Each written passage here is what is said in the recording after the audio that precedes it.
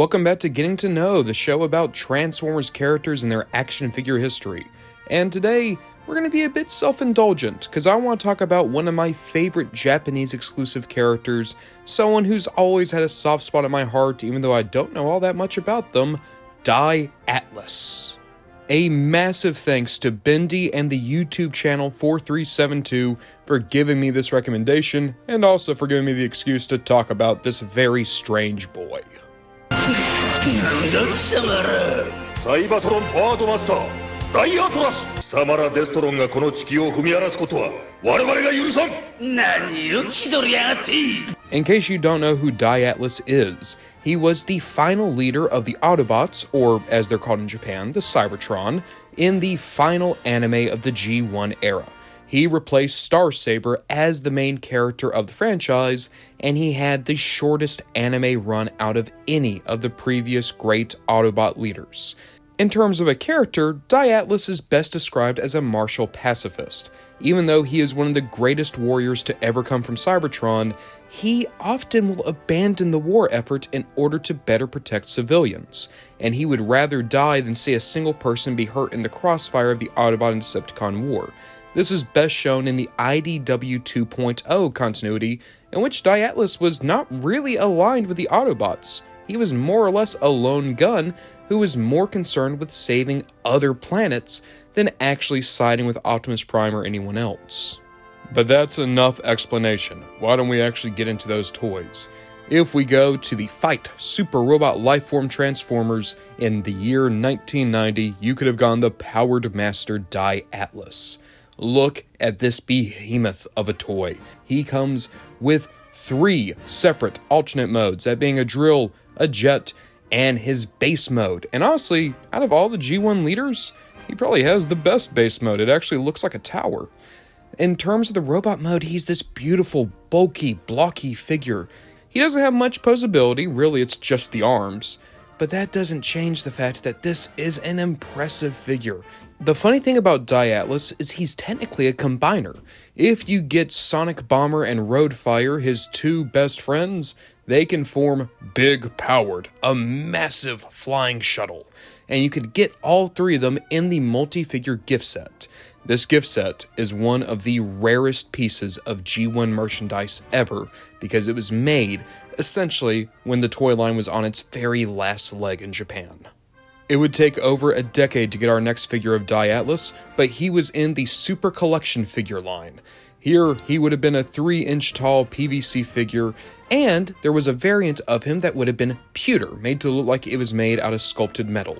Just 2 years later would be the release of one of my favorite oddball toys in all of Transformers, the Universe 2003 King Atlas. This mold, way back when, would have been Skyquake, and then it would have been Machine Wars Starscream, but I'll always think of this figure first and foremost as Universe King Atlas, a figure I would have seen as a very young child and never picked up, and I still don't have him to this day, but boy do I want him. He looks beautiful, a great reimagining of this mold into the Dai Atlas color scheme, while also making the colors a little bit darker to give the figure a little bit more of a serious feel. He is a wonderful figure with a great transformation, a good jet mode, a gimmick that's always going to be cool with the carpet bombing, and I cannot wait till one day have him on my shelf. Back over in Japan in 2007, Dai Atlas had a figure in the Mega Action series. That said, this figure was exclusive to Wonder Festival 2007. This figure is somewhat articulated. You at the very least have the ability to move shoulders, elbows, knees, and hips, but this is also one of the most screen-accurate depictions of Dai Atlas ever. Unfortunately, it's also notorious to have very fragile joints. There's very few surviving figures from this convention, and if you find a Dai Atlas from this line today, as rare as that is, he'll more than likely be in pieces.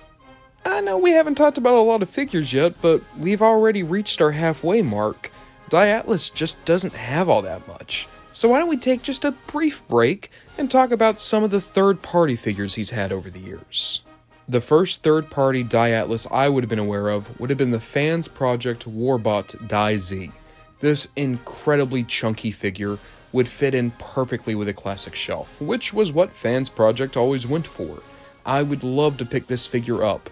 Like all of Fans Project stuff, it might be dated by today's standards, but there's a certain charm to all of it, just the fact that this would have been in the same design hemisphere as your Transformers Cybertron and your Transformers Classics. I have to break my own heart a little bit here. Mastermind Creations were going to do an IDW Dai Atlas. Figure looks beautiful. It would have paired perfectly with all their figures. Unfortunately, it was cancelled, and it will more than likely never come out. So that's a little bit of extra depression for me today. Thankfully, if you do want an IDW Dai Atlas, you can always pick up the Iron Factory one. This guy is a beautiful, beautiful little figure, and even though I think his proportions are a bit strange, that is a very tiny head, at the very least you do get the basic design of Dai Atlas down, you get his iconic silhouette, and even though the transformation's a bit finicky, that's a pretty good looking jet mode. And that's all the third party to talk about. Yeah, short video. Let's just pop back over, see what Hasbro and Takara were doing. In 2012, Dai Atlas would make it into the Alternity line. In the final wave of the toy line, he was a redeco of the Alternity Convoy, their Optimus Prime. This beautiful, beautiful 132 scale Nissan GTR would transform into this sleek robot mode. Even though I don't see much Dai Atlas here, I do think it's still a very nice figure. The color scheme works an absolute treat. That said, the funny thing about this figure is that he's not really Dai Atlas. According to the bots, he's Dai Atlas. Your guess is as good as mine as to why that is. Boy, we were being spoiled in 2012 because we got a whole second Dai Atlas figure in the Transformers Gum line.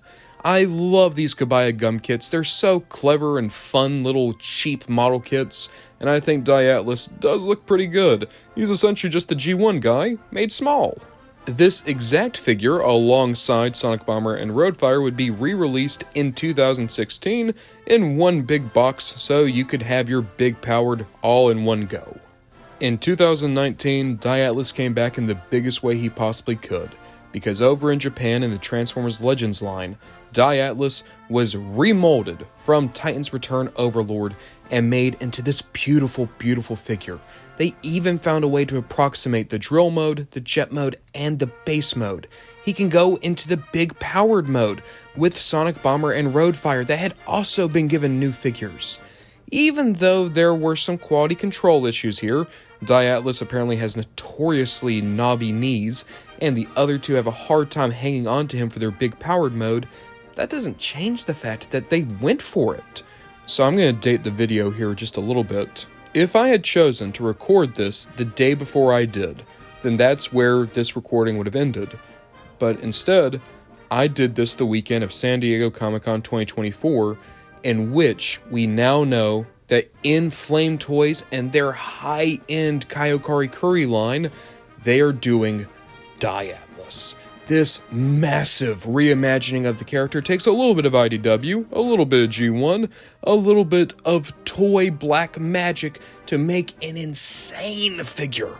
If this keeps up with their high scale of excellence, this is going to be the single most standout, breakout Dai Atlas ever released.